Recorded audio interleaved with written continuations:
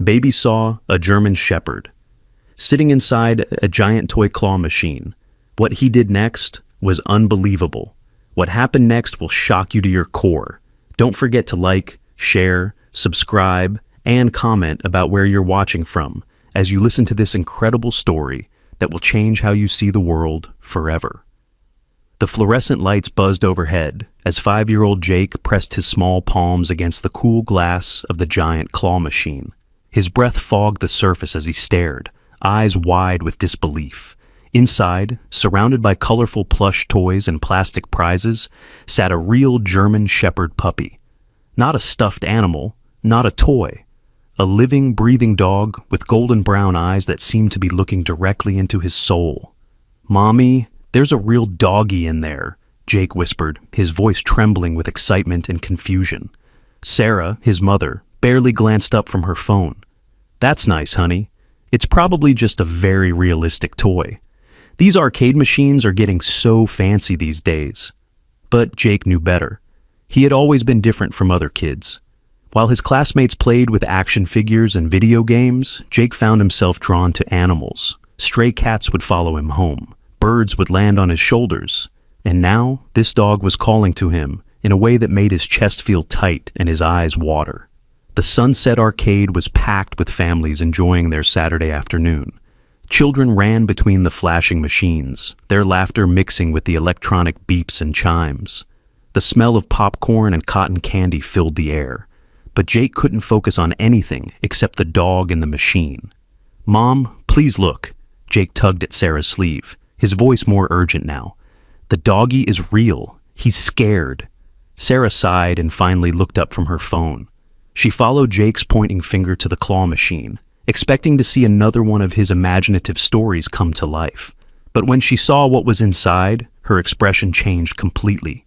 "What the hell?" she muttered under her breath. The German Shepherd was indeed real. Its fur was slightly matted, and it sat perfectly still among the stuffed animals, as if it had been placed there deliberately.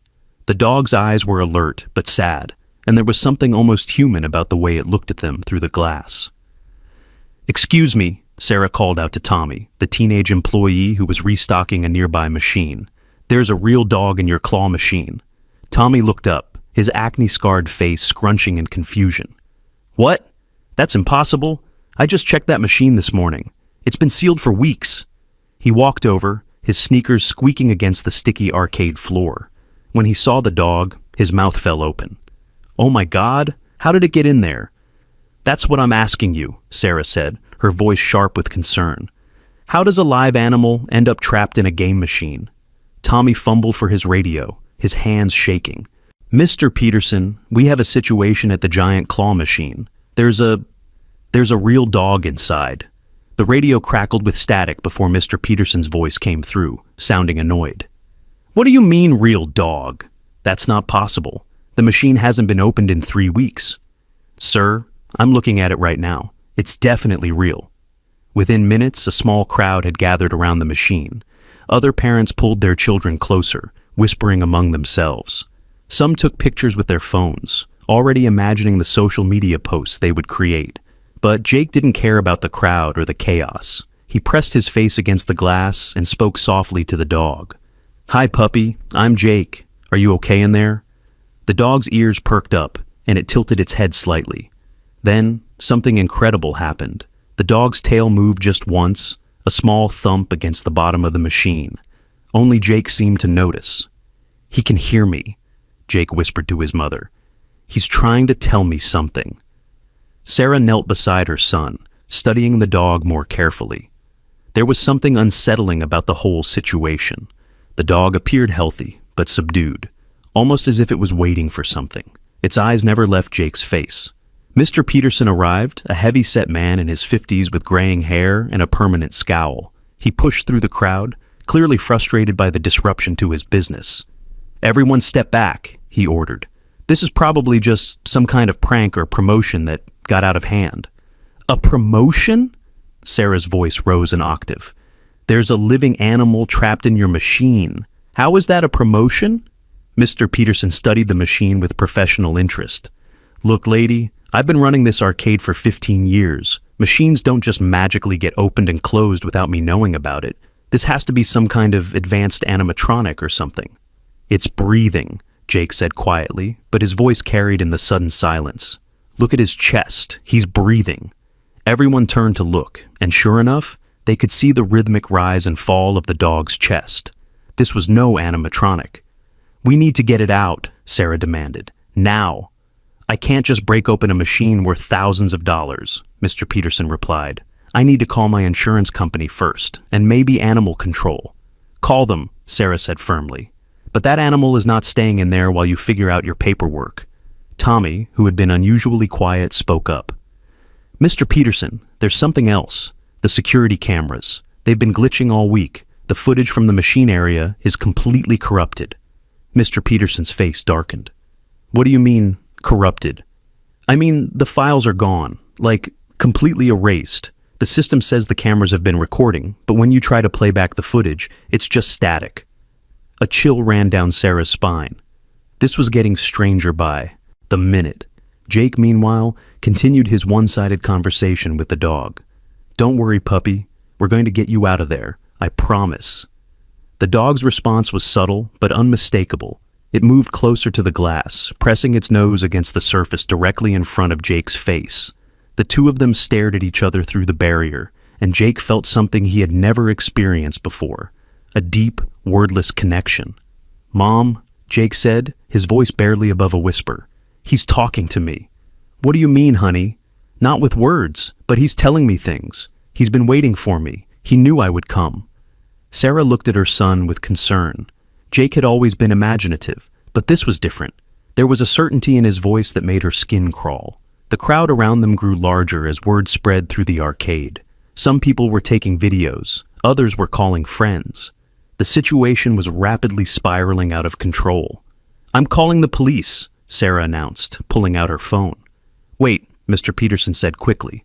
Let me try to contact the company that services these machines. Maybe they can explain what happened. You have 10 minutes, Sarah replied. Then I'm making that call. As Mr. Peterson hurried away, Jake continued to focus on the dog. He placed his small hand flat against the glass, and the dog lifted its paw, pressing it against the same spot from the inside. The gesture was so human, so intentional, that several people in the crowd gasped. This is impossible, someone whispered. But Jake knew it wasn't impossible. It was exactly what was supposed to happen. He didn't understand how or why, but he knew with absolute certainty that this dog was meant to be found by him. The connection between them was stronger than anything he had ever felt, stronger than the fear and confusion swirling around them. The dog's eyes never left Jake's face, and in that gaze, Jake saw something that made his heart race. It wasn't just sadness or fear, it was hope. The dog was hoping for something, waiting for something, and Jake was the key to whatever that something was. As the minutes ticked by and the crowd grew restless, Jake made a decision that would change everything. He leaned close to the glass and whispered, I'm going to save you. I don't know how, but I'm going to save you. The dog's tail thumped once against the machine floor, and Jake smiled for the first time since this all began. He had made a promise, and he intended to keep it, no matter what it took. Sarah watched her son's interaction with growing concern. There was something about the way Jake was behaving that reminded her of stories her grandmother used to tell about people who could communicate with animals. Stories she had always dismissed as folklore. But looking at Jake now, seeing the intense focus in his eyes, and the way the dog responded to him, Sarah began to wonder if those old stories might have been more than just tales after all. The mystery of how a German Shepherd ended up in a sealed arcade machine was just the beginning. As Jake stared into those intelligent brown eyes, he had no idea that his life was about to change in ways he never could have imagined. Mr. Peterson returned with sweat beading on his forehead. The servicing company says they haven't been here in over a month. They have no idea how this could have happened. Then we're calling the police, Sarah said, dialing the number. But as she spoke to the dispatcher, Jake noticed something that made his blood run cold. The dog's eyes had changed. They were no longer just sad or hopeful. They were urgent, almost frantic, as if time was running out. Mommy, Jake said, tugging at her sleeve again. Something's wrong. He's scared of something. Really scared. Sarah looked at the dog again and saw what Jake was seeing. The animal's entire body language had changed. Its ears were back, its muscles tense, and it kept looking toward the back of the arcade as if expecting something or someone to appear. "What is it, boy?" Jake whispered to the dog. "What are you afraid of?" The dog's response was immediate and terrifying. It began to whimper, a sound so filled with desperation and fear that it cut through the noise of the arcade like a knife. The crowd fell silent, and even Mr. Peterson looked genuinely concerned for the first time. Jake pressed both hands against the glass, his heart breaking at the sound of the dog's distress. "It's okay," he said softly. "I'm here. I won't let anything happen to you." But even as he spoke the words, Jake had the sinking feeling that whatever the dog was afraid of was much bigger and more dangerous than anything a 5-year-old boy could protect against. The dog's whimpering grew louder, more desperate, and Jake realized with growing horror that his promise to save this animal might be the most important thing he would ever do in his life. The question was, would he be strong enough to keep it? The police arrived within 20 minutes, their patrol cars flashing lights casting eerie shadows across the arcade's colorful displays. Officer Martinez stepped through the crowd, her expression skeptical, until she saw the German Shepherd trapped inside the claw machine. Her partner, Officer Chen, whistled low under his breath. "Well, that's a first," Officer Martinez muttered, pulling out her notepad. "Ma'am, can you tell me exactly what happened here?" Sarah recounted the events while Jake remained pressed against the machine, never breaking eye contact with the dog. The animal had calmed slightly since Jake's promise, but its muscles remained tense, ready to spring into action at any moment. "The thing is," Mr. Peterson interrupted, wiping sweat from his brow, "this machine has been sealed for weeks. The lock shows no signs of tampering, and the glass is intact. It's physically impossible for anyone to have put that dog in there." Officer Chen examined the machine, carefully running his hands along the edges and checking the locks. "He's right. These commercial machines are built like safes. You'd need specialized tools and at least an hour to get inside one." "Then, how did the dog get in there?" Sarah demanded, her voice rising with frustration. "That's what we're trying to figure out," Officer Martinez replied. "Has anyone checked if the dog belongs to someone? It might have an ID chip." Jake suddenly spoke up, his voice cutting through the adult conversation. "His name is Max." Everyone turned to look at him. Sarah knelt beside her son, concern etching her features. "Honey, how do you know that?" "He told me," Jake said simply, as if it was the most natural thing in the world. "He's been waiting for someone to find him. He's been trapped for a long time." The adults exchanged glances, the kind of looks that pass between grown-ups when a child said something that made them uncomfortable. But Jake didn't care about their skepticism. He could feel Max's emotions as clearly as his own, and right now, the dog was terrified of something specific. "There's something else," Jake continued, his small hand still pressed against the glass. "He's not just scared of being trapped. He's scared of someone who hurt him before." Officer Martinez crouched down to Jake's level. "Can you tell me more about that, son?" Jake closed his eyes, focusing on the connection he felt with Max.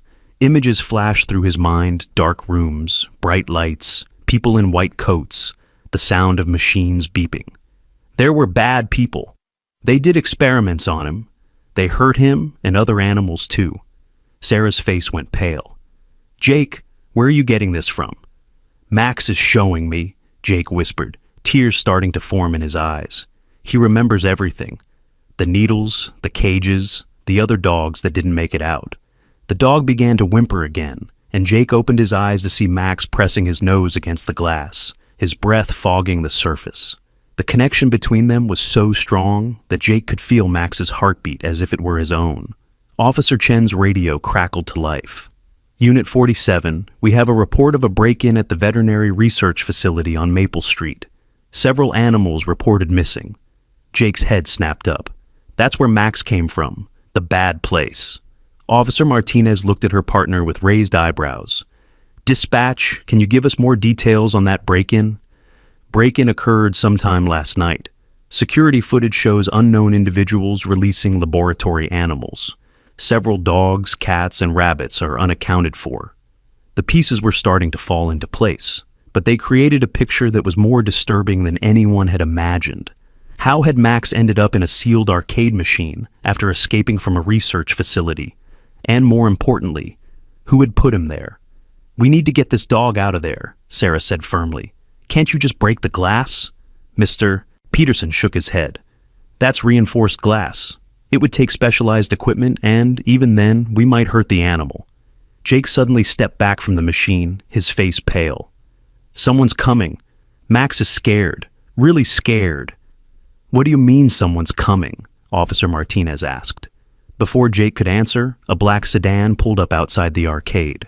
Through the windows, they could see two men in dark suits getting out of the car. They moved with the kind of calculated precision that suggested they were used to dealing with situations like this. "We need to get Max out of there now," Jake said urgently, his voice carrying a desperation that made the adults take notice. "They're coming for him." The men entered the arcade, and the crowd instinctively parted to let them through. The older of the two men, tall and thin with graying hair, approached Mr. Peterson with a professional smile that didn't reach his eyes. "Good afternoon," he said, his voice smooth and authoritative. "I'm Dr. Richard Stone from Genesis Research. I believe you have one of our missing test subjects." Jake's blood ran cold. This was the voice from Max's memories, the voice that had given orders while Max suffered in those sterile rooms. "Test subject," Sarah stepped forward, her maternal instincts kicking in. "That's a living animal, not a test subject." Dr. Stone's smile never wavered. "I understand your concern, but this animal is extremely dangerous. It's been subjected to experimental treatments that have made it unpredictable and potentially aggressive." "He's not dangerous," Jake said loudly, surprising everyone with the strength in his voice. "He's hurt and scared, but he's not dangerous." Dr. Stone's attention shifted to Jake, and something cold flickered in his eyes. "And you are?" "Jake, and I'm not letting you take Max." The second man, younger and more muscular, took a step forward. "Dr. Stone, perhaps we should just retrieve the animal and leave. We don't need to involve civilians." Officer Martinez held up her hand. "Nobody's taking anything until we sort this out. Do you have documentation proving this animal belongs to your facility?" Dr. Stone reached into his jacket and pulled out a folder. "All the paperwork is here. The animal, designated as Subject 47, was part of a classified research program.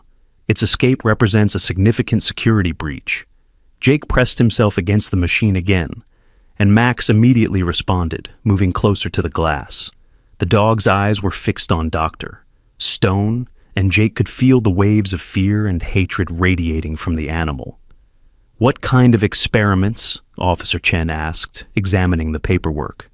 "I'm not at liberty to discuss the details," Dr. Stone replied. "But I can assure you that the animal needs immediate medical attention. The longer it remains in that machine, the more likely it is to suffer permanent damage." "Then let's get him out," Sarah said. "But he's not going anywhere with you, until we know exactly what you did to him." Dr. Stone's patience was clearly wearing thin. "Madam, this is a matter of national security. The animal is government property, and we have every right to reclaim it." "National security?" Jake's voice was small but determined. "What kind of national security needs you to hurt animals?" The question hung in the air like a challenge.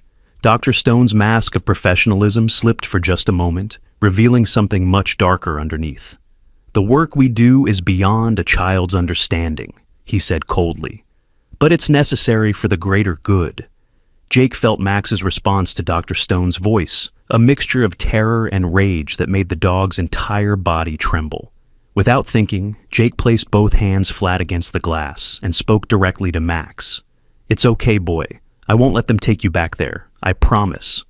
What happened next defied explanation. The machine, which had been completely non-functional according to Mr. Peterson, suddenly hummed to life. The claw mechanism began to move, descending toward Max with mechanical precision. "That's impossible," Mr. Peterson gasped. "The machine isn't even plugged in." But Jake wasn't paying attention to the adult's confusion. He was focused entirely on Max, guiding the claw with some kind of invisible connection. The metal arm positioned itself around the dog's body, and Max, as if understanding what was happening, allowed himself to be lifted. Dr. Stone stepped forward aggressively. "Stop this immediately. That animal is highly trained and potentially dangerous." "Trained to do what?" Officer Martinez demanded, her hand moving instinctively toward her weapon. The claw lifted Max toward the prize chute, and Jake ran to the bottom of the machine, his heart pounding with excitement and fear. The dog was almost free, but Jake knew that Dr. Stone wouldn't give up easily. The animal has been enhanced, Dr. Stone admitted reluctantly. Its intelligence has been artificially increased through experimental procedures. It's capable of complex problem-solving and has demonstrated an ability to influence electronic devices. You turned him into some kind of weapon, Sarah said, horrified. We gave him capabilities that could serve his country, Dr. Stone corrected. But the process has made him unstable. He needs to be contained. The claw deposited Max into the prize chute, and Jake immediately reached in to lift him out. The dog was lighter than he expected, and Jake could feel how thin Max had become during his captivity. But Max was alive, and he was free. Max collapsed into Jake's arms, his body shaking with exhaustion and relief. The connection between them was stronger than ever, and Jake could feel the dog's gratitude washing over him in waves. "Thank you," Max seemed to say without words. "Thank you for keeping your promise." Dr. Stone moved toward them, but Officer Martinez stepped in his way. "That's close enough, Doctor. Until we sort this out, the animal stays with these people." "You don't understand," Dr. Stone said, his voice becoming more urgent. "The animal has been programmed with classified information. It cannot be allowed to remain in civilian hands." Jake looked up at the adults, Max still trembling in his arms. "He's not programmed. He's just scared and hurt. You tortured him." "We enhanced him," Dr. Stone insisted, "but the process created side effects. He's become telepathically linked to certain individuals, people with similar neural patterns. That's why he's responding to the boy." The revelation hit everyone at once. Jake's connection to Max wasn't just empathy or imagination. It was something far more profound and frightening. "You're saying my son is telepathically connected to your test subject?" Sarah's voice was deadly calm. "It's a rare side effect, Doctor," Stone admitted. "The enhanced animals sometimes form bonds with individuals who have compatible brain chemistry. It's why we need to study both the animal and the boy." "Like hell you do," Sarah said, pulling Jake and Max closer to her. Officer Martinez stepped forward, her hand now firmly on her weapon. "Doctor, Stone, I'm going to need you and your associate to step back. This situation requires immediate investigation." But Dr. Stone was done with diplomacy. He nodded to his younger companion, who immediately reached into his jacket. Officer Chen reacted instantly, drawing his weapon. "Everyone freeze!" Officer Chen shouted. The arcade erupted in chaos. Parents grabbed their children and ran for the exits. Mr. Peterson dove behind a nearby machine.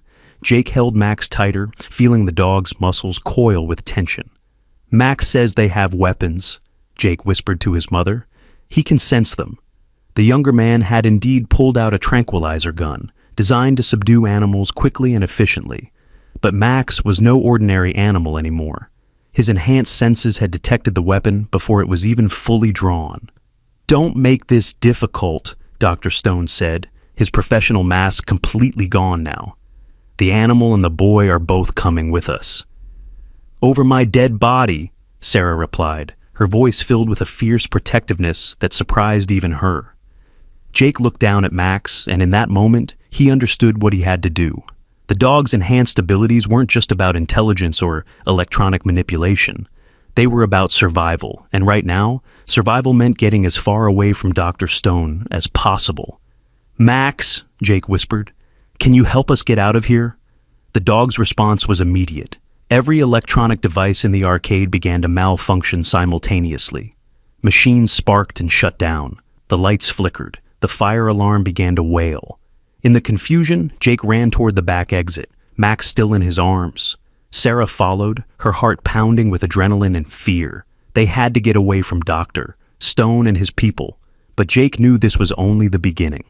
As they reached the exit, Jake looked back to see Dr. Stone shouting orders over the chaos. The man's eyes met Jake's across the crowded arcade, and Jake saw a promise of pursuit that chilled him to the bone. Max nuzzled against Jake's neck, and Jake felt the dog's message clearly. "They'll never stop hunting us, but we're stronger together than they think." Jake nodded, understanding that his life had changed forever. He had made a promise to save Max, and keeping that promise was going to require more courage than he had ever imagined he possessed. As they disappeared into the afternoon sunlight, Jake held Max closer and whispered, "We're going to be okay, boy. I don't know how, but we're going to be okay." Behind them, the arcade continued to malfunction, Doctor. Stone's shouts growing more distant with each step. But Jake knew they couldn't run forever. Eventually, they would have to face whatever Doctor Stone and his people had planned. The question was, would the connection between a 5-year-old boy and an enhanced German Shepherd be enough to survive what was coming? That night, Jake couldn't sleep. Max lay curled up beside his bed, the dog's breathing finally steady and peaceful for the first time since they'd met.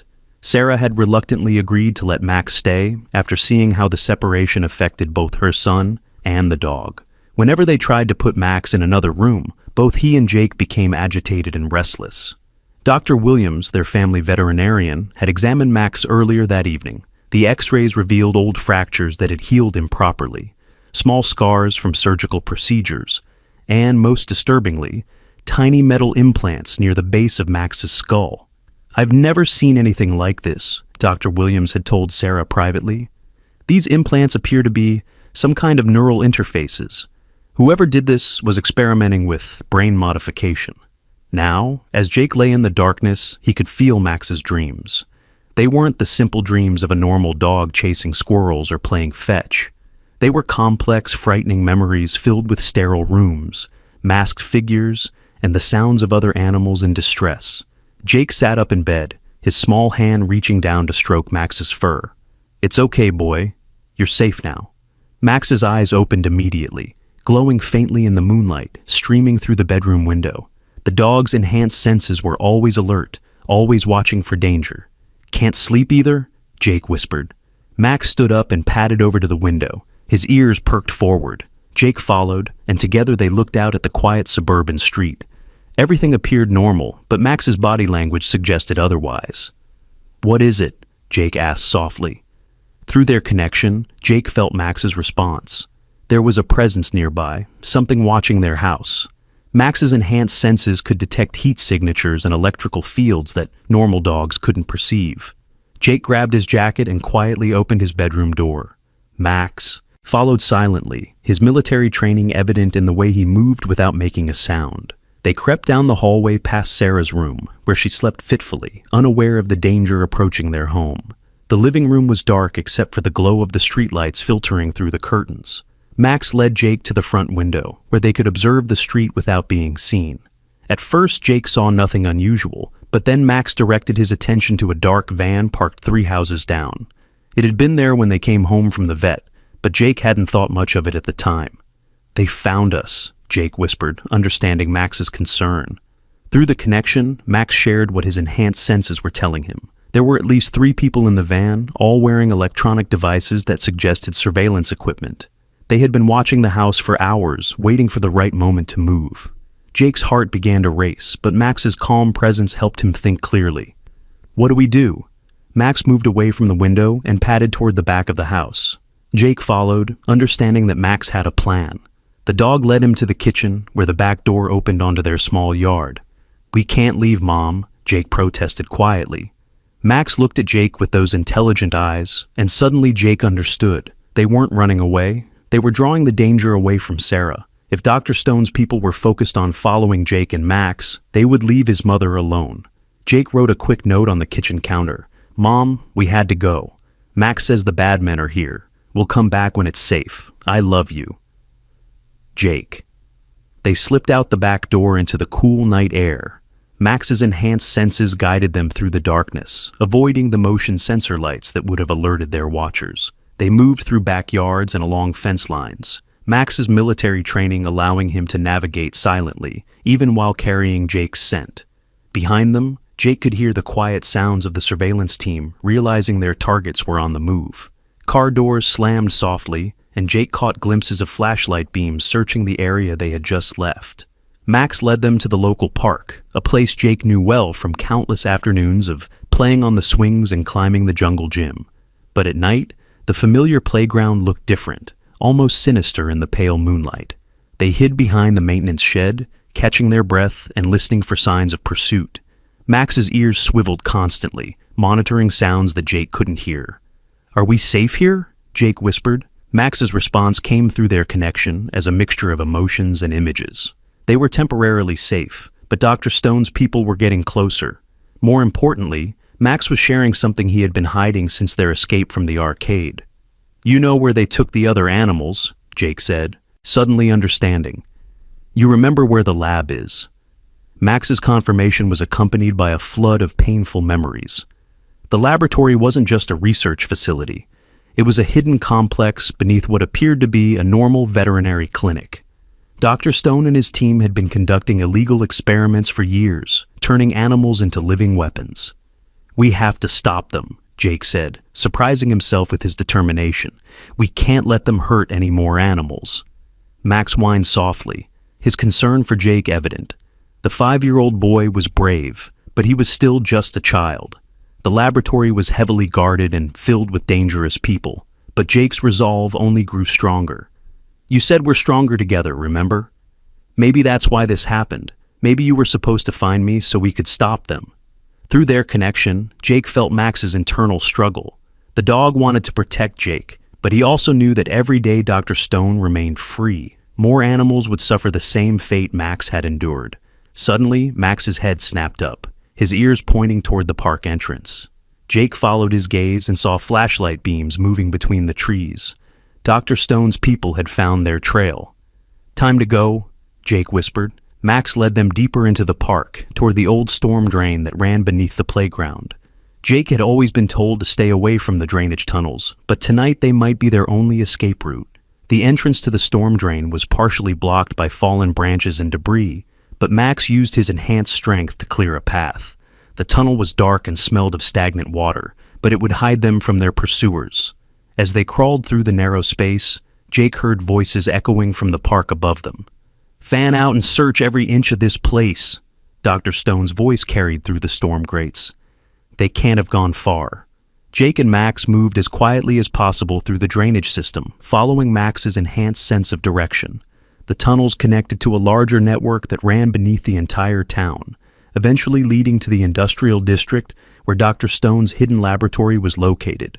After what felt like hours of crawling through the dark tunnels, they emerged through a grate near the old factory district. The area was mostly abandoned at night, with only a few security lights creating pools of yellow illumination in the darkness.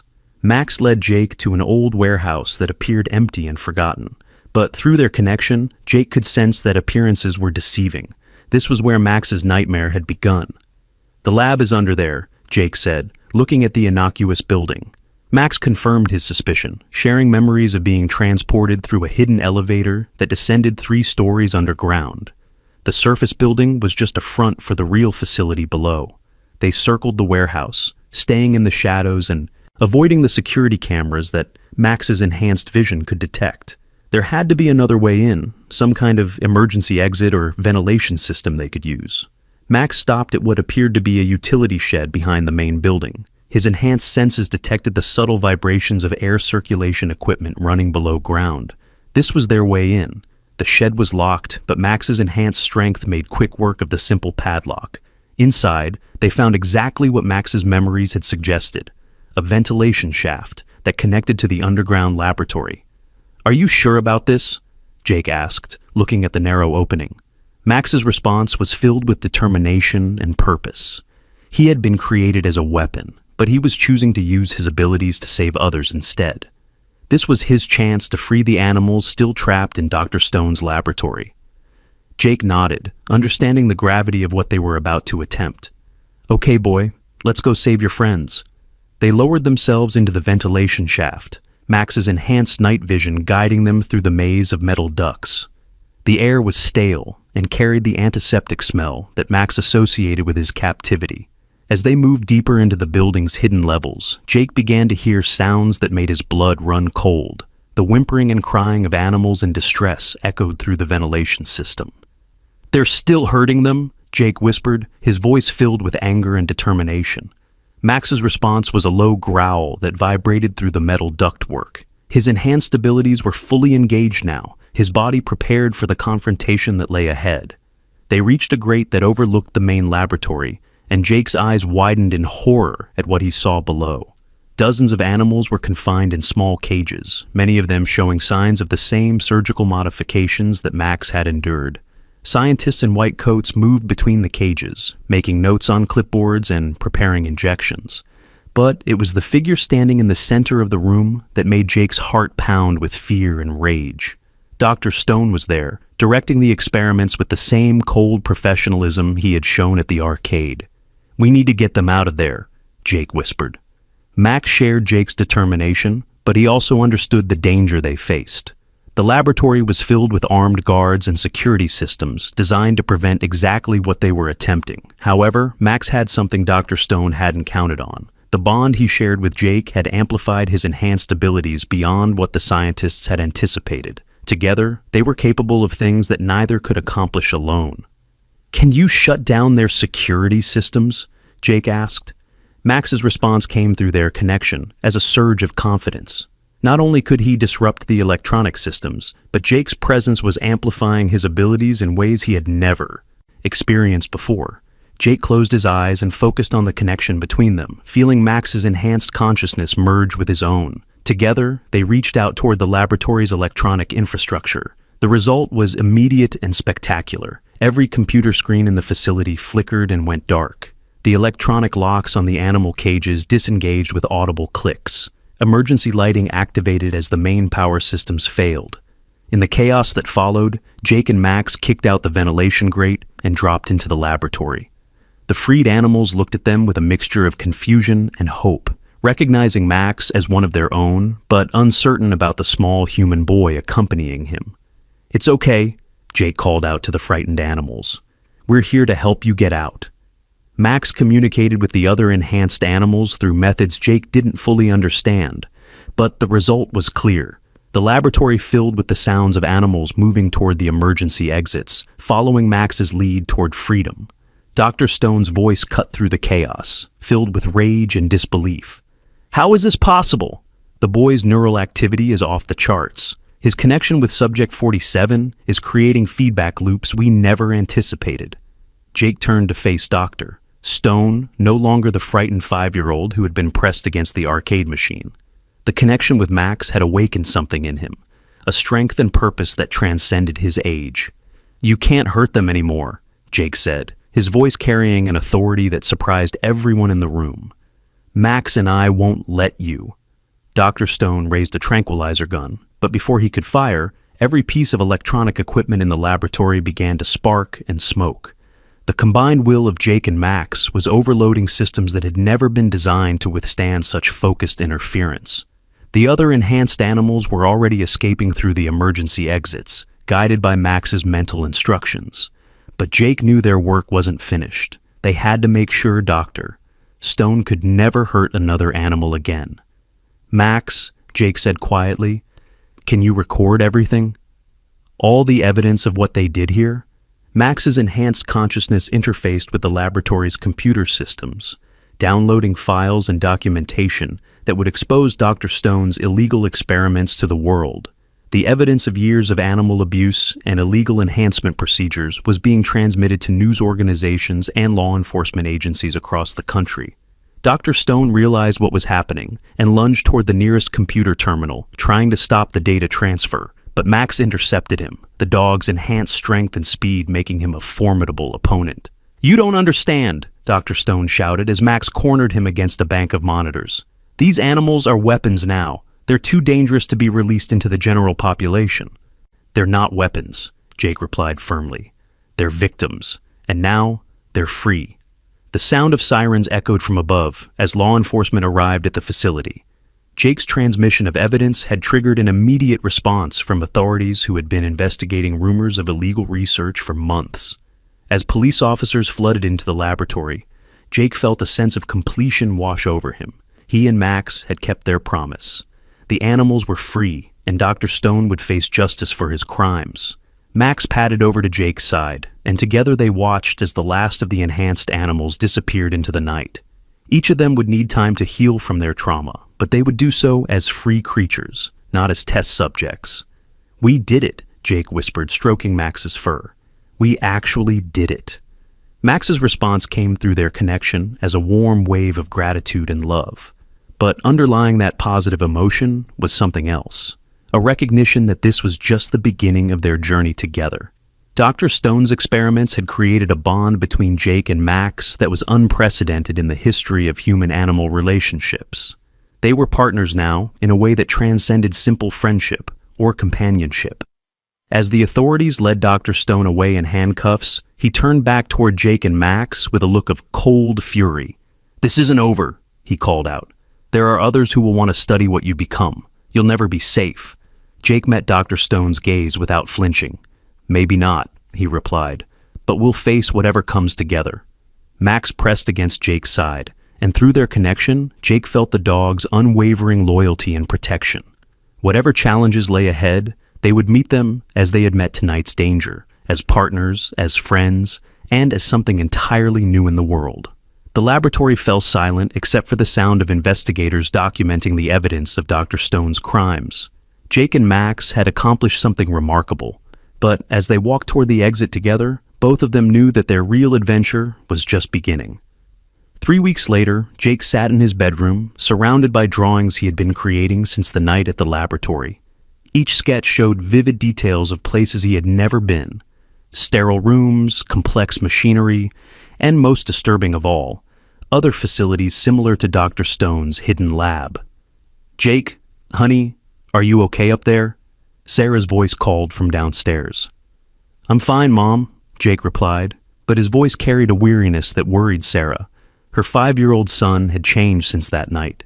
He was more serious, more focused, and sometimes he would stare off into space as if seeing things that weren't there. Max lay beside Jake's desk, the dog's enhanced senses constantly monitoring their surroundings. Even though Dr. Stone was in federal custody, Max's military training kept him alert for new threats. The bond between Jake and Max had only grown stronger, allowing them to share thoughts and feelings with increasing clarity. Jake picked up a new drawing he had completed that morning. It showed a man in an expensive suit standing in front of a television camera, but Jake had drawn dark shadows around the figure's eyes. "Max, do you recognize him?" Jake asked, showing the drawing to the dog. Max's response came through their connection immediately. The man in the drawing was Marcus Vance, the CEO of Biogenetic Solutions, the company that had been secretly funding Dr. Stone's research. Max had seen him during his captivity, observing the experiments from behind reinforced glass. "He was there," Jake said, understanding Max's memory. "He watched while they hurt you and the others." Through the connection, Jake felt Max's complex emotions about Marcus Vance. The man represented something even more dangerous than Dr. Stone corporate power that could hide behind legal protections while authorizing unspeakable cruelty. Sarah appeared in the doorway, carrying a tray with Jake's lunch. She paused when she saw the latest drawing, her face growing pale. "Jake, where did you see this man?" "Max remembers him," Jake said simply. "He was the one giving orders to Dr. Stone." Sarah set down the tray and knelt beside her son. Over the past 3 weeks, she had begun to accept the reality of Jake's connection with Max, but it still frightened her. Her little boy was processing memories and experiences that no child should ever have to endure. "Honey, maybe we should talk to Dr. Peterson about these drawings," Sarah suggested. Dr. Peterson was the child psychologist who had been helping Jake process the trauma of their experience. Jake shook his head. "The drawings are important, Mom. They're showing us things we need to know." As if summoned by their conversation, Max suddenly stood up, his ears alert and focused toward the window. Through their connection, Jake immediately sensed what had caught the dog's attention. "There's a car outside," Jake said, moving to the window. "It's been there for 10 minutes. Sarah looked out and saw a black sedan parked across the street. It was similar to the vehicles Dr. Stone's people had used, but this one bore the logo of a news organization. "It's just reporters, honey," Sarah said, trying to sound reassuring. "They've been coming around since the story broke." But Max's reaction suggested otherwise. His enhanced senses were detecting electronic equipment in the vehicle that was more sophisticated than typical news-gathering tools. Jake closed his eyes and focused on the connection with Max, allowing the dog's enhanced perceptions to flow through him. What he sensed made his blood run cold. "That's not a reporter," Jake said quietly. "They have surveillance equipment and weapons." Sarah's protective instincts kicked in immediately. We need to call the police. But before she could reach for her phone, it began to ring. The caller ID showed an unknown number, but when Sarah answered, she recognized the smooth, confident voice immediately. "Mrs. Thompson, this is Marcus Vance from Biogenetic Solutions. I believe we need to talk." Sarah's hand tightened on the phone. "I have nothing to say to you." "I think you'll change your mind when you understand what's at stake," Vance replied. "Your son and our former test subject have created a situation that threatens national security. I'm prepared to offer you a very generous settlement to help us resolve this matter quietly." "Get away from my family," Sarah said firmly. "I'm afraid that's not possible," Vance continued. "The bond between your son and Subject 47 represents a breakthrough that could revolutionize military intelligence. We can't simply ignore that potential." Jake took the phone from his mother's hand. "We're not going anywhere with you." Vance's tone shifted, becoming more predatory. "Jake, isn't it? You're a very special boy. The connection you've formed with our enhanced animal is unprecedented. Think of all the good you could do by helping us understand how it works." "You mean think of all the bad things you could do," Jake replied, his young voice carrying surprising strength. "Max showed me what you really want. You want to hurt more animals and turn kids like me into weapons. You're too young to understand the complexities of national defense," Vance said coldly. "But I'm sure your mother understands the importance of cooperation." The threat in his voice was unmistakable. Sarah took the phone back from Jake. "We're hanging up now, and if you come near my family, I'll call the police." "The police can't protect you from classified research programs," Vance replied, "but I can offer you protection if you're willing to be reasonable." Sarah ended the call, her hands shaking with anger and fear, but before she could speak, Max's low growl filled the room. Through the window, they could see more vehicles arriving on their street. "They're surrounding the house," Jake said, his connection with Max allowing him to sense the positioning of the various surveillance teams. Sarah grabbed her phone to call 911, but the screen showed no signal. "They're jamming our communications." Jake felt Max's rising tension and understood that the dog was preparing for another confrontation, but this time, they were trapped in their own home with nowhere to run. "What do we do?" Sarah asked, looking to her 5-year-old son for guidance in a situation that defied all normal parenting experience. Jake closed his eyes and reached out through his connection with Max, but this time he pushed further, trying to sense if any of the other enhanced animals were nearby.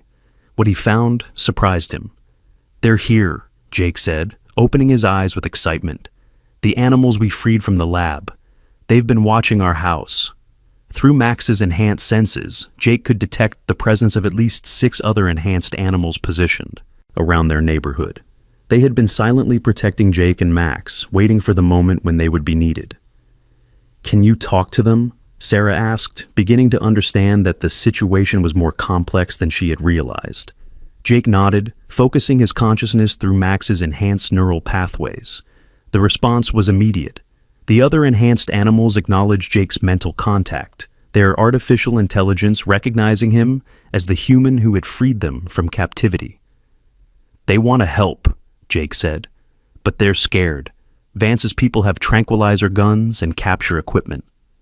Max moved to the window and let out a low, rhythmic howl that seemed to carry information in its tonal variations. The other enhanced animals responded with similar calls from their hidden positions around the neighborhood.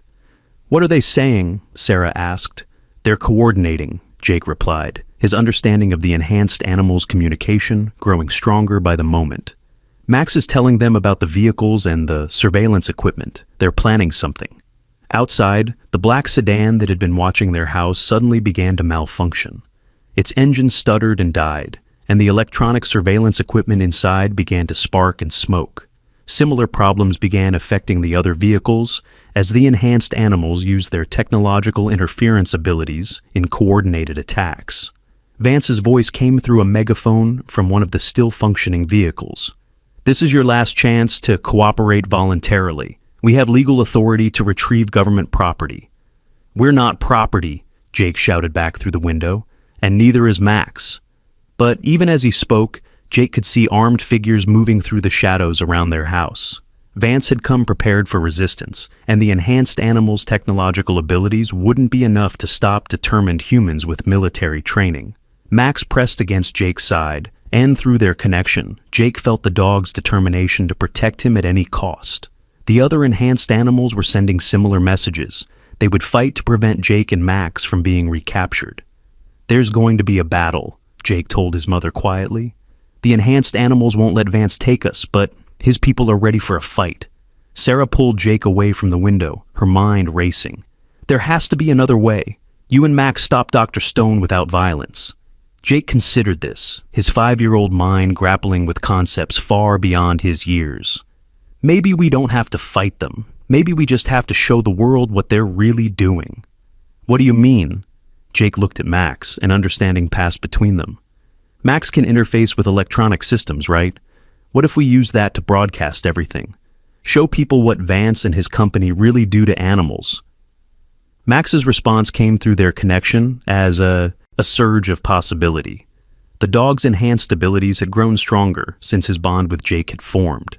He could potentially hack into television networks, social media platforms, and news organizations simultaneously.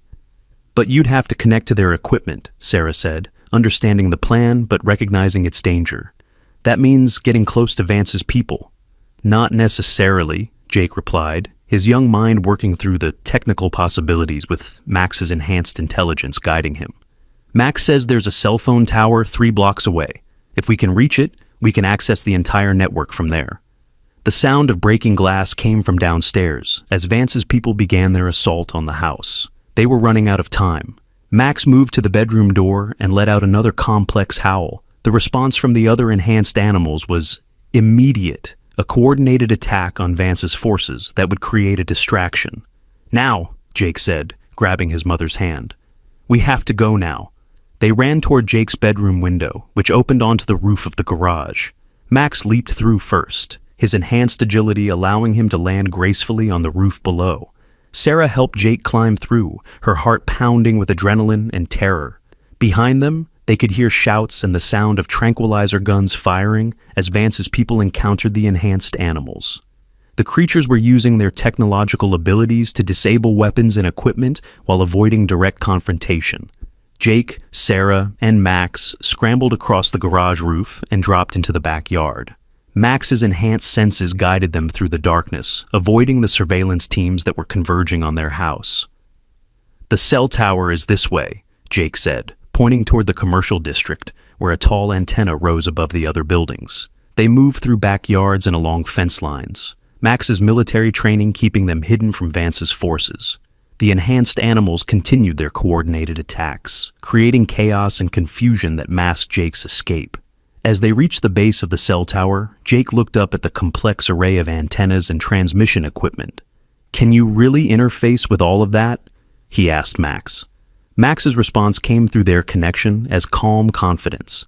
Not only could he access the tower's systems, but Jake's presence would amplify his abilities enough to reach networks across the entire country. Jake placed his hands on the tower's equipment housing and closed his eyes, allowing his consciousness to merge with Max's enhanced capabilities. The sensation was overwhelming. Suddenly, he could sense the flow of information through millions of electronic devices. "What are you doing?" Sarah asked, watching her son's face take on an expression of intense concentration. "Showing everyone the truth," Jake replied without opening his eyes. Across the country, television programs were interrupted by footage from Dr. Stone's laboratory. Social media feeds filled with documentation of illegal animal experiments. News organizations received detailed files proving biogenetic solutions' involvement in classified torture programs. But more than just evidence, Jake and Max were broadcasting the emotional truth of what the enhanced animals had endured. Anyone watching felt a fraction of the fear, pain, and desperation that Max and his fellow test subjects had experienced. The public reaction was immediate and overwhelming. Within minutes, biogenetic solution stock price plummeted. Government officials who had been protecting the classified research program found themselves facing public outrage. Vance's carefully constructed corporate image crumbled in real time. Back at the cell tower, Jake opened his eyes and saw that Vance himself had arrived, flanked by armed security personnel. But the man's confident demeanor was gone, replaced by desperate fury. "You have no idea what you've done," Vance shouted. "That research could have saved thousands of lives. Enhanced animals could have prevented terrorist attacks, located missing persons, saved soldiers in combat zones." "By torturing innocent creatures?" Jake replied, his young voice carrying moral authority that made Vance step back. "By turning animals into weapons? By trying to do the same thing to kids like me?" Max positioned himself between Jake and Vance, the dog's enhanced abilities fully engaged and ready for combat. But the confrontation was interrupted by the sound of sirens approaching from multiple directions. The evidence Jake and Max had broadcast had triggered an immediate federal investigation. Law enforcement agencies that had been kept in the dark about biogenetic solutions classified programs were now armed with undeniable proof of illegal activities. As federal agents surrounded Vance and his security team, the man looked at Jake with a mixture of hatred and grudging respect. "This isn't over, boy. There are others who understand the value of what you've become. They'll find you eventually." "Maybe," Jake replied, stroking Max's fur as the dog pressed against his side. "But we'll be ready for them." Agent Lisa Rodriguez, the federal investigator leading the case against biogenetic solutions, approached Jake and Sarah with professional concern, tempered by genuine curiosity. "Son, what you and your dog accomplished tonight will save countless animals and probably expose one of the largest illegal research programs in the country's history," she said. "But I have to ask, how did you know about all those classified files?" Jake looked at Max, and through their connection, he felt the dog's gentle encouragement to tell the truth. "Max remembers everything that happened to him," Jake explained. "When we connect, I can see his memories and feel what he felt. Dr. Stone and Mr. Vance thought they were just making animals smarter, but they accidentally created something they never expected." "What's that?" Agent Rodriguez asked. "Empathy," Jake said simply. "Max isn't just enhanced. He's learned to feel what others feel. And when he connected with me, that empathy became strong enough to reach millions of people." Agent Rodriguez looked at Max with new understanding. The emotional impact of tonight's broadcast wasn't just from the evidence. People actually felt what these animals experienced. Jake nodded. Max wanted everyone to understand what it's like to be hurt and scared and trapped. He wanted them to feel it so they'd never let it happen again. As Vance was led away in handcuffs, he turned back one last time. "The boy and the animal are still government assets," he called out. "This case won't end the research. It'll just make it more secretive." But Agent Rodriguez shook her head. "After tonight's broadcast, any attempt to continue this research would be political suicide. The program is finished, Mr. Vance, and you're going to prison for a very long time." Jake felt Max's satisfaction through their connection, but underneath that positive emotion was something else: vigilance. They had won this battle, but Max's enhanced intelligence understood that there would be others who would try to exploit their abilities. As the federal agents completed their arrests and began processing the crime scene, Jake and Sarah finally headed home. The enhanced animals that had helped them escape gradually disappeared back into the shadows, but Jake knew they would continue to watch over him and Max. "What happens now?" Sarah asked as they walked through their front door, which had been repaired by the federal agents. Jake looked at Max, and through their connection, he felt the dog's contentment, but also his awareness that their partnership had permanently changed both of their lives. "Now we help other animals when they need us," Jake said, "and we make sure nobody ever hurts them the way Vance and Dr. Stone did." Max's tail wagged once, and Jake felt the dog's agreement flow through their bond. They had found each other in that arcade machine for a reason, and tonight had proven that together they could accomplish things that neither could do alone. As Jake prepared for bed, he realized that he was no longer the same 5-year-old who had pressed his hands against the glass of a claw machine 3 weeks ago. The connection with Max had awakened abilities and responsibilities that would shape the rest of his life. But he wasn't afraid. With Max by his side, Jake felt ready to face whatever challenges the future might bring. They were partners now, protectors of the innocent, and living proof that empathy and compassion were stronger than any weapon that corporate greed could create. 6 months had passed since the night they exposed biogenetic solutions, and Jake thought the worst was behind them. He was wrong. The call came on a Tuesday morning while Jake was getting ready for school. Sarah answered the phone in the ear, kitchen, and immediately her face went pale. "Jake's been what?" she said into the receiver, her voice rising with panic. Jake rushed downstairs with Max close behind him. Through their connection, he could feel the dog's immediate alertness to Sarah's distress. "Mom, what's wrong?" Sarah hung up the phone, her hands shaking. "That was your teacher, Mrs. Henderson. You never showed up for school today." Jake's confusion was genuine. "But I'm right here. I haven't left the house." Max's ears suddenly perked up, and through their bond, Jake felt a chill of recognition. The dog's enhanced senses were detecting something that explained everything. "There's another one," Jake whispered. "Another kid like me." Through Max's memories, Jake saw flashes of the laboratory's final days before their raid. Dr. Stone had been working on something beyond just enhancing animals.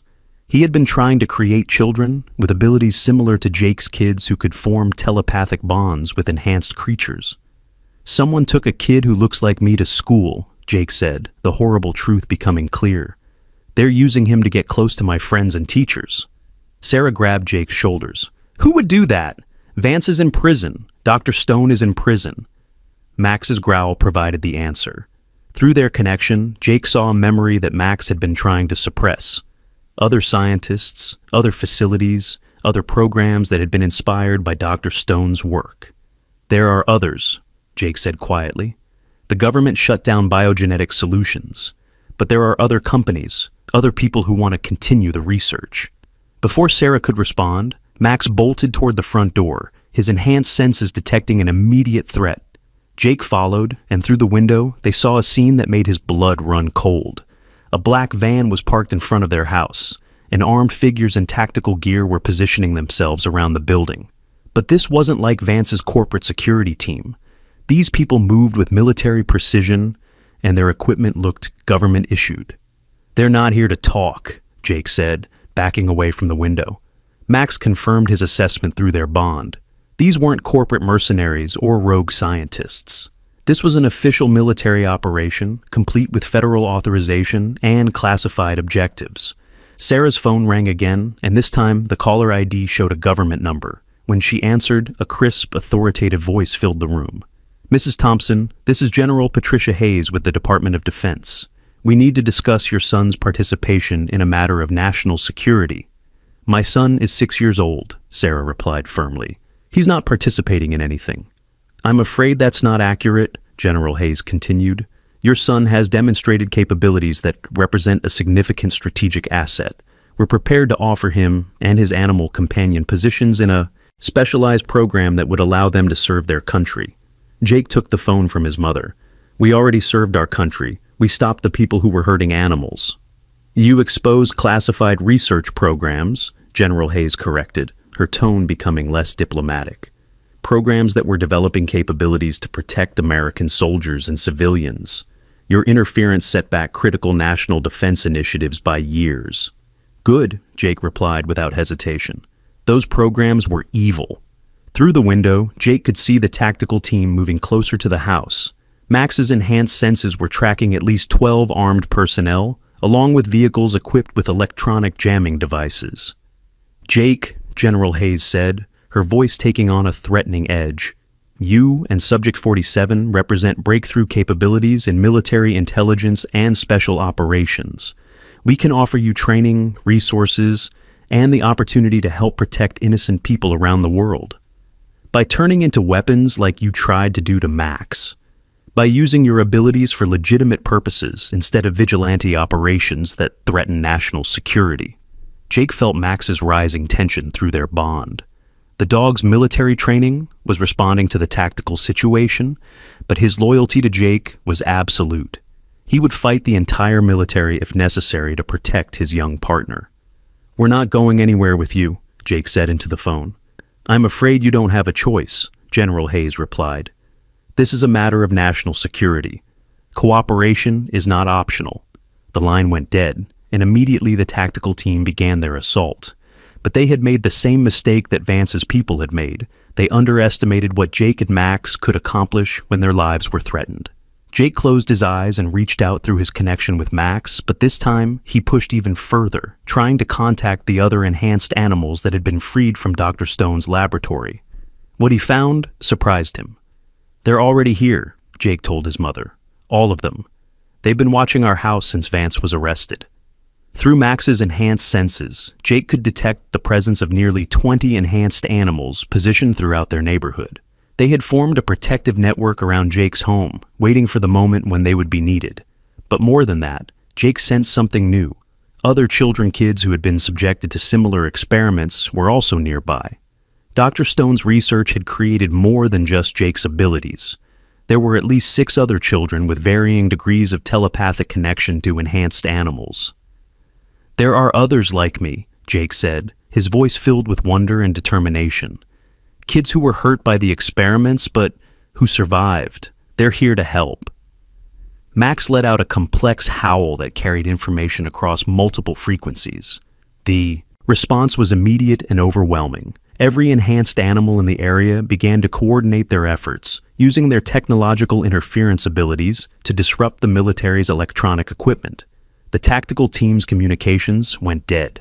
Their vehicles' engines began to malfunction. Even their weapons' electronic targeting systems started to fail as 20 enhanced animals worked in perfect coordination to neutralize the threat. But General Hayes had anticipated this possibility. Through the chaos of failing equipment, Jake heard the distinctive sound of helicopters approaching. The military had brought backup that wasn't dependent on vulnerable electronic systems.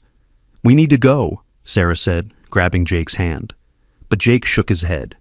"No more running, Mom. It's time to finish this." Through his connection with Max, Jake reached out to all the enhanced animals and telepathic children in the area.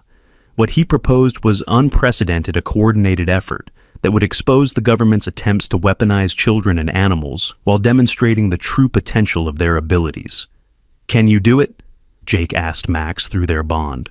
Max's response came as a surge of confidence and determination. Not only could they accomplish what Jake was proposing, but the presence of the other enhanced beings would amplify their abilities beyond anything they had achieved before. Jake walked to the front door and opened it, stepping out onto the porch with Max at his side. The tactical team immediately trained their weapons on him, but they hesitated when they saw that he was just a 6-year-old boy. "General Hayes," Jake called out, knowing she was monitoring the operation remotely. "You want to see what we can really do? Watch this." Jake placed his hand on Max's head and closed his eyes, opening his consciousness to every enhanced animal and telepathic child within miles. The connection that formed was unlike anything he had experienced before. A network of minds working in perfect harmony toward a common goal. The effect was immediate and spectacular. Every electronic device within a 10-mile radius began to display the same message, a live broadcast showing the government's current attempt to kidnap Jake and weaponize him for military purposes. But more than just video evidence, the broadcast carried the emotional truth of what Jake and the other children had endured. Anyone watching could feel the fear, pain, and determination of kids who had been subjected to illegal experiments and were now being hunted by their own government. The public reaction was swift and decisive. Within minutes, news organizations were dispatching crews to Jake's neighborhood. Social media exploded with outrage over the government's actions. Politicians who had been quietly supporting classified enhancement programs found themselves facing immediate calls for investigation. Through the network of enhanced minds, Jake could sense the panic spreading. Through government agencies as their secret operations were exposed in real time, General Hayes' voice crackled through the tactical team's failing communications equipment. "Fall back immediately. This operation is blown. Return to base and await further orders." But Jake wasn't finished. Through his connection with Max and the other enhanced beings, he projected one final message that reached every screen, every device, every communication network in the country. "We are not weapons. We are not tools. We are children and animals who survived terrible things and learned to help each other. We will use our abilities to protect the innocent and expose those who would hurt us. This is our promise to the world." The tactical team retreated to their vehicles, but their equipment continued to malfunction as they tried to leave. The enhanced animals had disabled their transportation, effectively trapping them until federal investigators could arrive to document the attempted kidnapping. As the military personnel found themselves surrounded by arriving news crews and federal agents, Jake felt a sense of completion wash over him. This time, they hadn't just stopped the bad guys. They had exposed the entire system that allowed such operations to exist. Max pressed against Jake's side, and through their bond, Jake felt the dog's pride and satisfaction. They had accomplished something that seemed impossible. They had forced the most powerful government in the world to back down from its attempts to weaponize children and animals. Agent Rodriguez arrived within an hour, her expression mixing professional concern with personal admiration. She had been investigating the government's classified enhancement programs since Jake and Max had first exposed biogenetic solutions. "Jake, what you accomplished today will probably end these programs permanently," she said. "The public exposure has made it politically impossible for any agency to continue this kind of research." "What about the other kids?" Jake asked. "The ones who were hurt like I was." "We'll make sure they get the help they need," Agent Rodriguez promised. "Medical care, counseling, and most importantly, protection from anyone who might try to exploit their abilities." Over the following days, Jake met the other children who had survived similar experiments. There was Emma, a 7-year-old girl who could communicate with enhanced cats. Tommy, age 8, had formed a bond with a group of enhanced dolphins. Each child had been traumatized by their experiences, but they had also developed incredible abilities that they were learning to use for positive purposes. Together, they formed an unofficial network dedicated to protecting animals and exposing those who would abuse them. They called themselves the Connected, and their combined abilities made them incredibly effective at detecting and stopping illegal research programs around the world. Max became something of a leader among the enhanced animals, using his military training and intelligence to coordinate protection efforts for other test subjects. But his primary loyalty remained with Jake, and their bond continued to grow stronger with each passing day. 3 years later, Jake stood on a stage at the United Nations, addressing delegates from around the world about the rights of enhanced animals and the protection of children from illegal experimentation. Max sat beside him, wearing a special collar that identified him as an official advocate for animal rights. "The connection between humans and animals has always been special," Jake told the assembled delegates. "But what we've learned is that this connection can be enhanced, strengthened, and used to create a better world for everyone." In the audience, Sarah watched her son with pride and amazement. The 6-year-old boy who had pressed his hands against a claw machine had grown into a confident young advocate whose work was changing laws and protecting the innocent around the world. "Max and I were brought together by terrible circumstances," Jake continued. "But we chose to use our connection to help others instead of seeking revenge. We proved that empathy and compassion are more powerful than fear and hatred." After his speech, Jake and Max walked through Central Park, enjoying a rare moment of peace. The other members of the Connected were scattered around the world, but they maintained constant contact through their enhanced abilities, working together to prevent the kind of abuse they had all suffered. "Do you ever wonder what would have happened if I hadn't found you in that machine?" Jake asked Max as they sat by a pond watching ducks swim peacefully. Max's response came through their bond as a warm wave of contentment and certainty. Their meeting hadn't been an accident. It had been destiny. They were meant to find each other, meant to form their extraordinary bond, and meant to use their abilities to protect those who couldn't protect themselves. "I'm glad we found each other too," Jake said, stroking Max's fur, "even if it meant going through all that scary stuff." As the sun set over the park, Jake reflected on how much his life had changed since that day at the arcade. He had gone from being an ordinary 5-year-old to becoming an international advocate for animal rights and protection against illegal experimentation. But the most important thing hadn't changed at all. Max was still his best friend, his partner, and his constant companion. Their bond had grown stronger with time, allowing them to accomplish things that neither could have imagined when they first looked into each other's eyes through the glass of a claw machine. The world was a better place because of their partnership. Illegal animal experimentation had been virtually eliminated. Children with enhanced abilities were protected by international law. And somewhere in laboratories around the world, scientists were finding ethical ways to help animals, and humans worked together for the benefit of all. Jake smiled as Max's contentment flowed through their connection.